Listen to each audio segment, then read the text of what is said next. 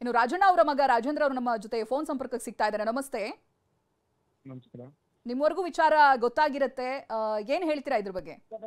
ಇಲ್ಲಪ್ಪ, ಆ ಥರದ್ದು ನಮ್ಗೆ ಇಲ್ಲಿವರೆಗೆ ಬಂದಿಲ್ಲ. ಈ ನಿಮ್ಮಲ್ಲಿ ನ್ಯೂಸ್ಗಳೆಲ್ಲ ಬರ್ತಿರೋದು ಅಷ್ಟೇ. ಆ ಥರ ರಾಜೀನಾಮೆ ಅಂತ ಏನೂ ಇಲ್ಲ.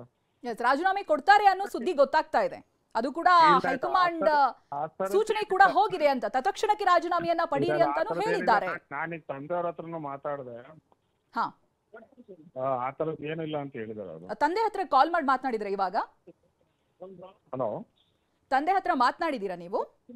ಈಗ ಮಾತಾಡಿದೆ, ಎಷ್ಟು 2 minutes ಆಗಿ ಮಾತಾಡಿದೆ. ಯಾವ ಸೂಚನೆನೂ ಇಲ್ಲ ಅಂತ ಹೇಳಿದ್ರೆ ಏನ್ ಹೇಳಿದ್ರು? ಗೊತ್ತಿಲ್ಲ ಅಂತ ಅವ್ರು ಹೇಳ್ತಾರೆ. ಓಕೆ. ಬಟ್ ಇವಾಗ ನಮಗ್ ಗೊತ್ತಾಗ್ತಾ ಇರೋ ವಿಚಾರ ಅಂತ ಹೇಳಿದ್ರೆ ಹೈಕಮಾಂಡ್ ನೇರವಾಗಿ ಸೂಚನೆಯನ್ನ ಕೊಟ್ಟಿದೆ.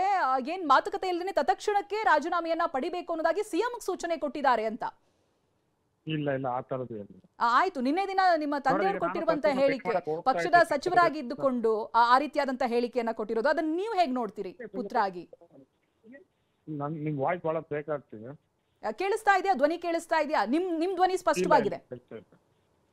ನಿನ್ನೆ ದಿನ ರಾಜಣ್ಣ ಅವ್ರು ಕೊಟ್ಟಿರುವಂತ ಹೇಳಿಕೆ ನೀವು ಗಮನಿಸಿರ್ತೀರಾ. ಪಕ್ಷದಲ್ಲಿ ಸಚಿವ ಸ್ಥಾನದಲ್ಲಿ ಇದ್ದುಕೊಂಡು, ಗೊತ್ತು ರಾಜಣ್ಣ ಅವ್ರು ನೇರವಾಗಿ ಮನಸ್ಸಿಗೆ ಬಂದಿದ್ದನ್ನ ಹೇಳ್ಬಿಡ್ತಾರೆ, ನೇರ ಸ್ವಭಾವ, ನೇರ ನುಡಿ ಇವೆಲ್ಲವೂ ಕೂಡ ಇದೆ.